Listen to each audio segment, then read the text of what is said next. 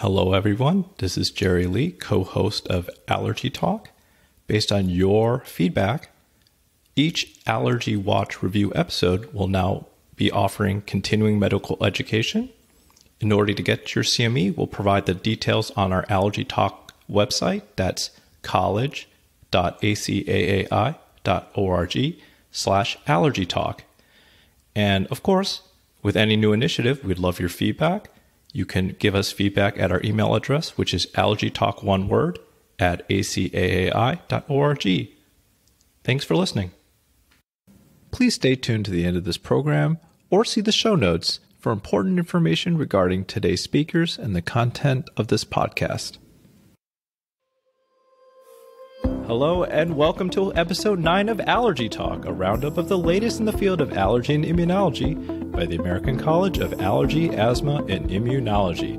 For today's episode, we'll be reviewing 3 articles about asthma from the November-December 2019 issue of Allergy Watch, a bi-monthly publication which provides research summaries to college members from the major journals of allergy and immunology. To subscribe to Allergy Watch, head over to college.acai.org/publications/allergywatch. Well, welcome once again after the holiday break. My name is Jerry Lee. I'm Associate Professor at Emory University and the co-host of Allergy Watch. And as usual, I'm joined by Dr. Maren Kalangara. This is Maren Kalangara. I'm Assistant Professor of Allergy and Immunology at Emory University. And our third chair is by Dr. Stan Fineman. Welcome to the podcast, Stan. Well, thanks, and it's great to be here. And I'm a past president of the college and the current editor-in-chief of Allergy Watch. So I was thinking we were going to change things up a bit. I think we always have this order where Stan goes first, but I think naturally we think about asthma in stages. Our risk factors for developing or having asthma flare-ups, and then treatment. So we have a couple articles from the November-December issue that we'll start with, and I will go first. And so this article was published last year, and the lead author is Anne Fitzpatrick, who we are very fortunate to have on our faculty. She is involved in multiple multi-center trials, including AsthmaNet and the Severe Asthma Research Program. And so this one comes out of the Severe Asthma Research Program. So the title of the article is Racial Disparities in Asthma-Related Care Use in the National Heart, Lung, and Blood Institute Severe Asthma Research Program. And so the background is we know that there are racial disparities in asthma. So if you look at statistics on health utilization according to ethnicity, we know Black patients with asthma have a disproportionately higher rate of asthma, 13.4% in children versus 7.6%, and outpatient physician visits, asthma exacerbations, where ED visits are 3.5-fold higher, and asthma-related death, unfortunately, is 2.8-fold higher.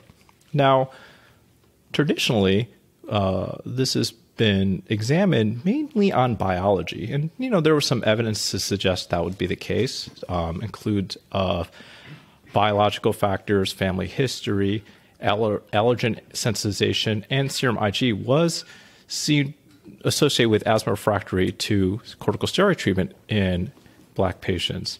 And additionally, they did see some other observations, such as Black patients with severe asthma having significantly lower lung function and an earlier age of onset.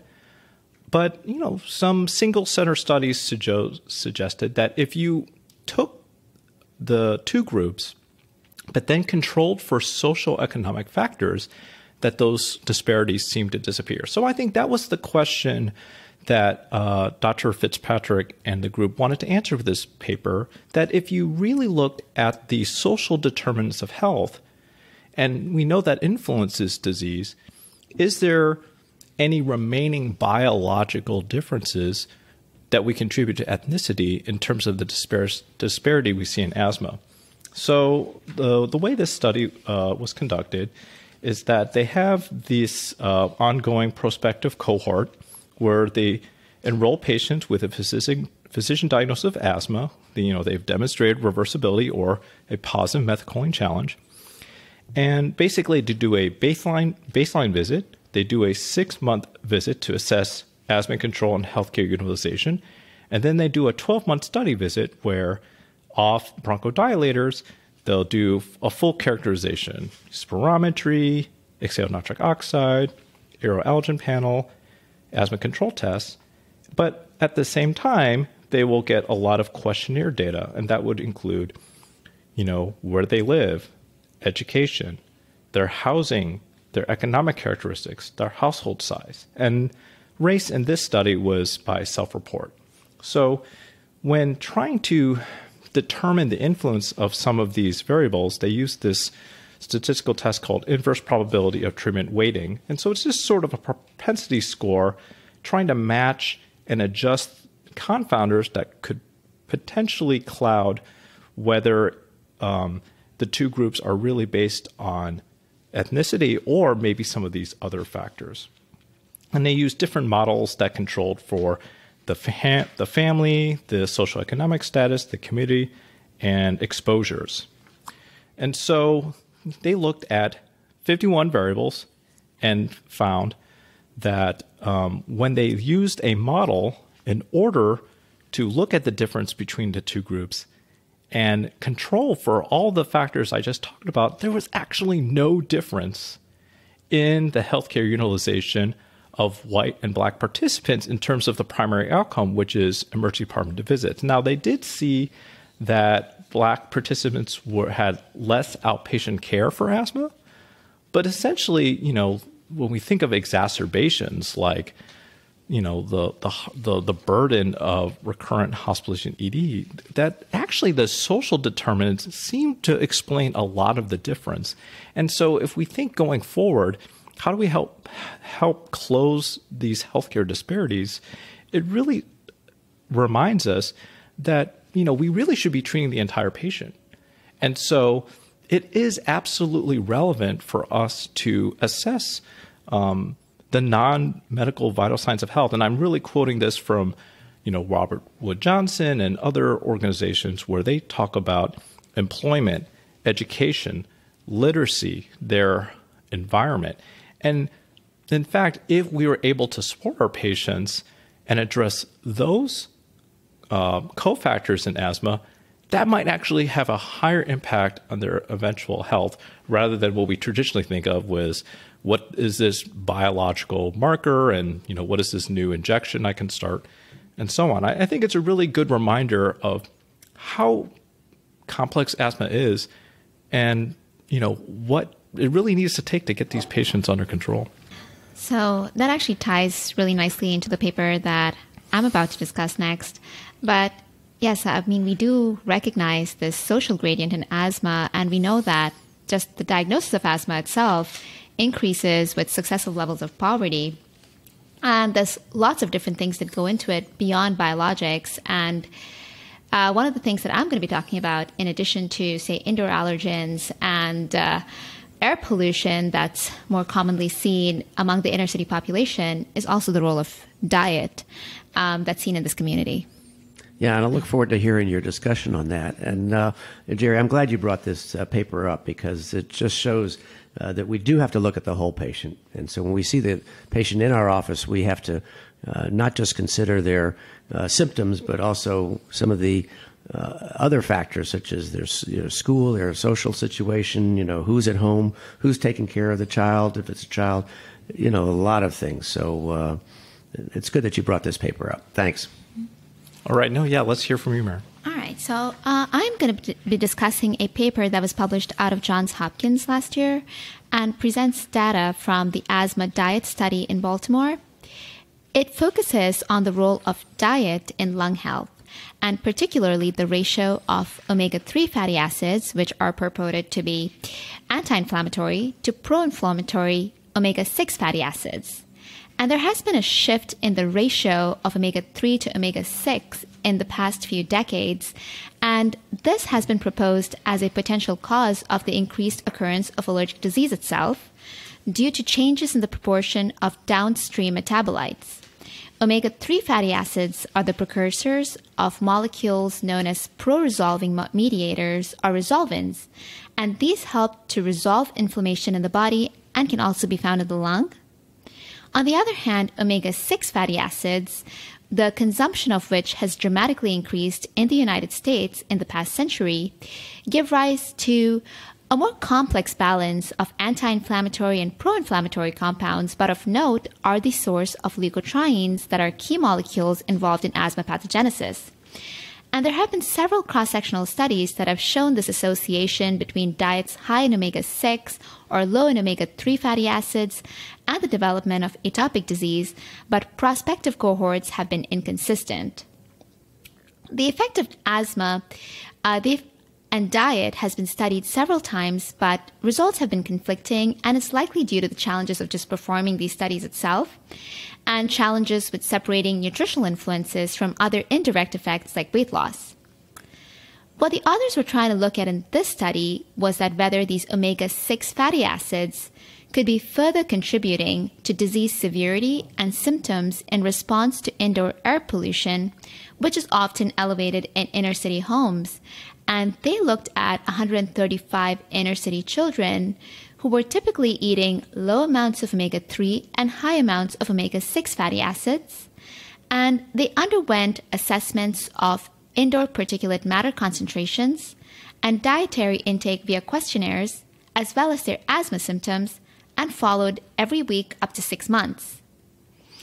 And what they found was that higher levels of omega-6 intake appeared to augment the effect of exposure to particulate matter on daytime asthma symptoms, and after adjustment for confounders, for every gram of omega-6 intake, children were 29% more likely to have severe asthma. And each additional gram of omega-6 intake was associated with higher odds of experiencing symptoms associated with exposure to indoor pollution.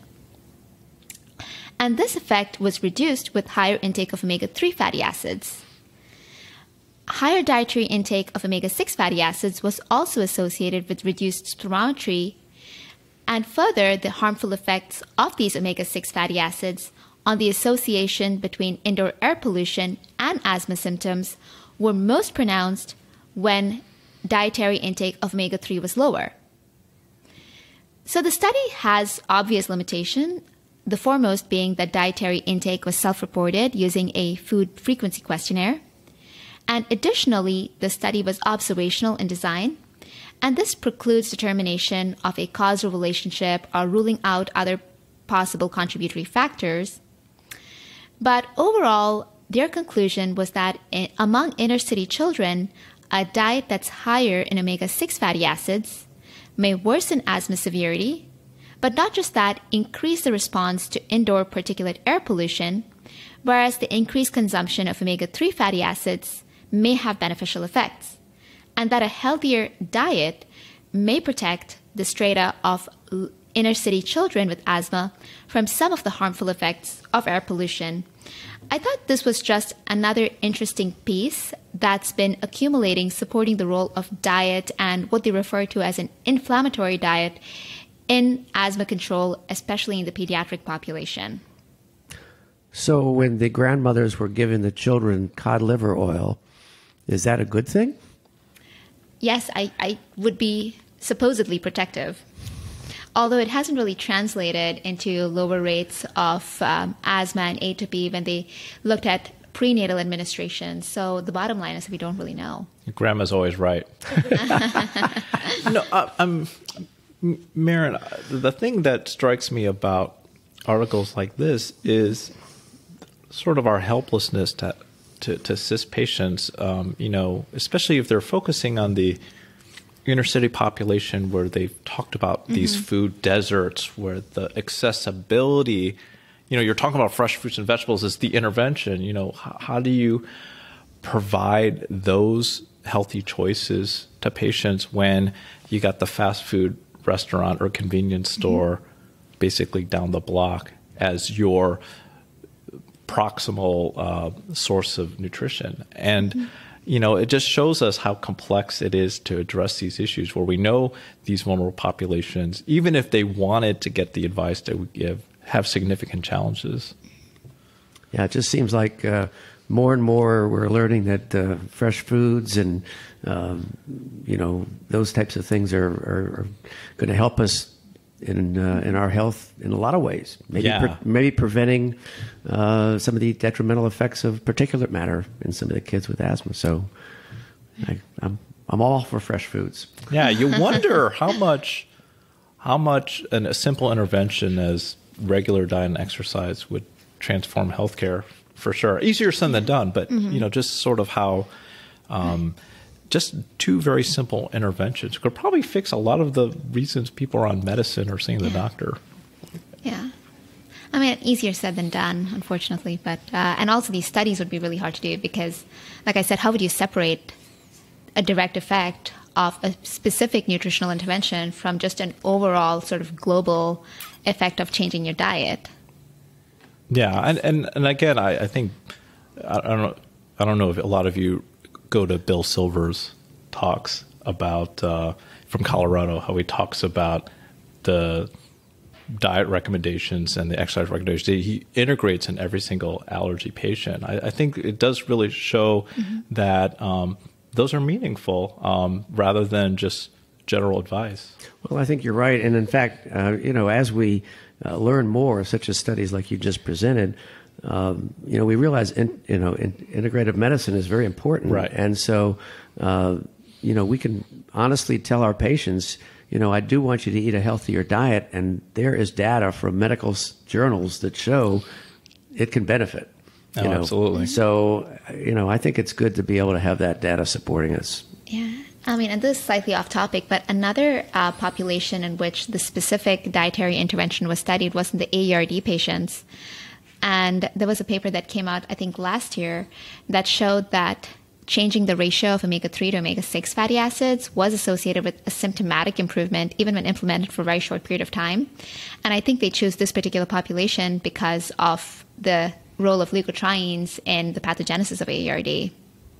So it's another one of those things where the AERD patients are always asking what they can do in their diet and whether a salicylate-free diet would help. And I've just started suggesting like a change in their omega-3 fatty acid intake. Patients definitely want and respond to non-medicine interventions. Another drug they have to pick up. I think they're going to respond to, as we're using the term integrative. Unfortunately, some people immediately have ideas, but we're really talking about healthy habits that have multiple beneficial effects, supported by evidence for sure. Right. But again, let's talk about the treatment side. I guess we still need medicine, though, right? Right. So for the last article of this segment, I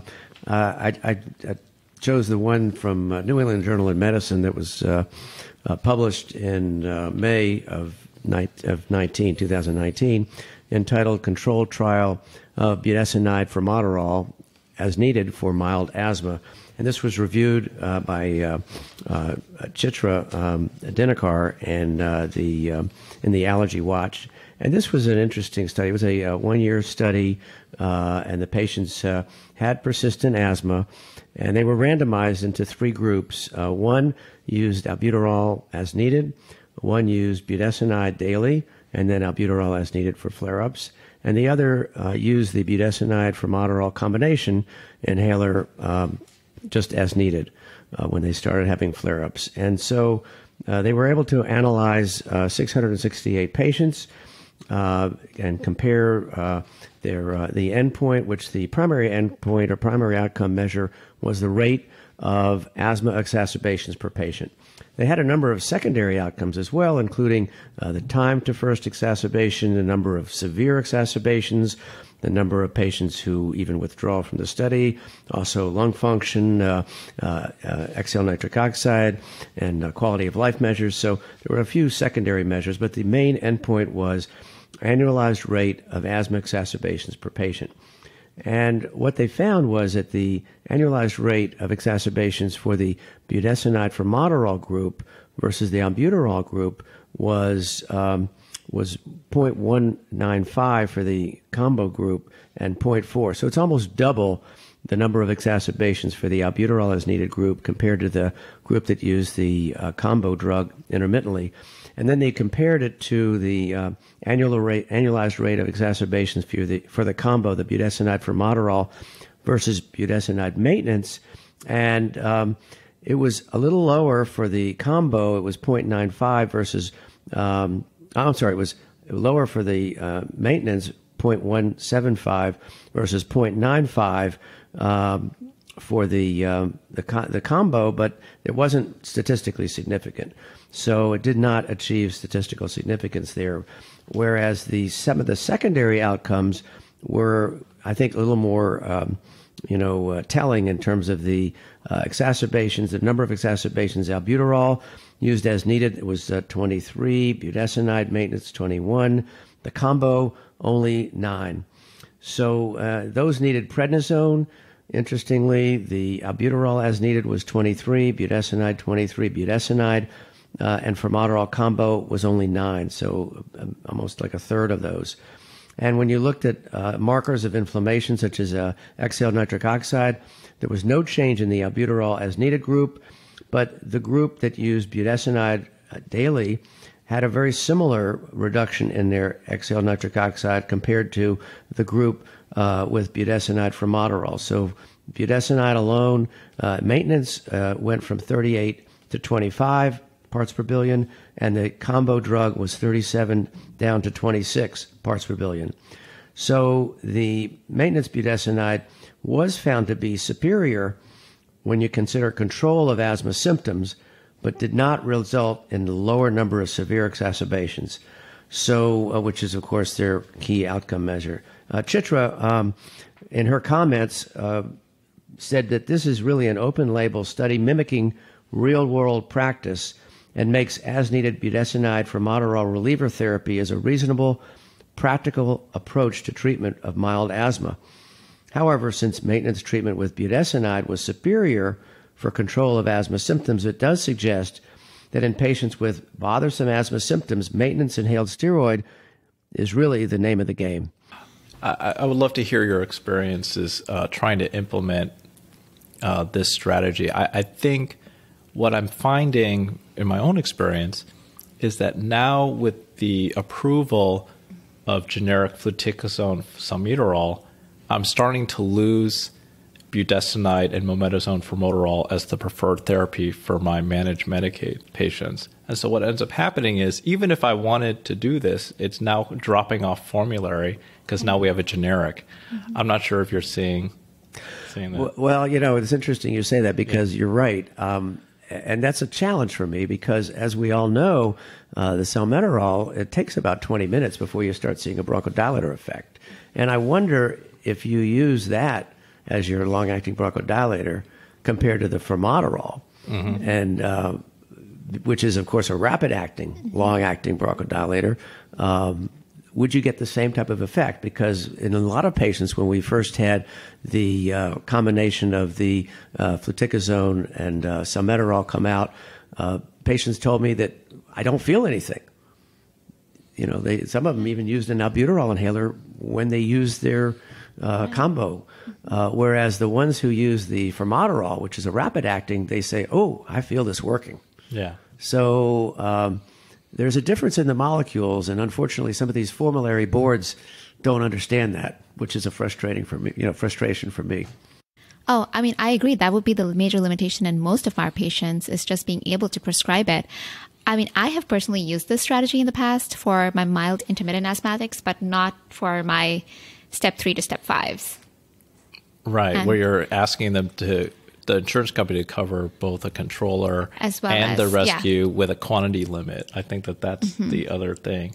So, there's that draft of the U.S. guidelines, the EPR4, that's at the time of this recording is they closed the comment period, and we'll see if they make any modifications. That seems to suggest that is the recommended step up if you are on step 4 therapy and are on an inhaled corticosteroid long-acting beta agonist and you still have uncontrolled symptoms, replacement of your rescue with another ICS-Formoterol for rescue seems to be the recommended step-up therapy. So if that influences, how formularies make decisions, then yes, I think it would be more likely we'll be able to implement these sorts of things, because GINA's been out for a while and they've not listened to that. That's for sure. Mm-hmm. Yeah, that's what I was just thinking. Like the most recent GINA guidelines are different from EP4. So what do we, So yeah, it would have happened by now if they cared, but I don't know. Uh-huh. And what you said in the very beginning is right.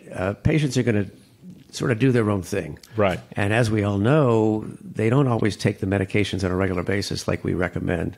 So a lot of them are going to be using things as needed. And anyway, I think that collecting data like this is important, and it helps us really in advising our patients on what to do. Of course, it's very nice to have a generic version of the two Formoterol combination products. That would also help me out a lot. So whatever that is, I'm not sure. All right. Well, again, thank you very much for joining us. We really appreciate all the feedback people have given to us for now. Please continue to rate our podcast if you have the time on iTunes or so on. And we are reading your feedback. So there was one suggestion for a drug allergy centered episode. We are planning that. So we are listening to your feedback. If you have other topics you'd like to hear on our program, please email us at allergytalk1word@acai.org. For the first time, this episode is now certified for continuing medical education. So we will send out the details in the show notes. And please let us know if that is seamless and working for you. We are so happy that the college has decided to support this podcast. And, you get a little CME credit out of it. So, why not? That sounds great.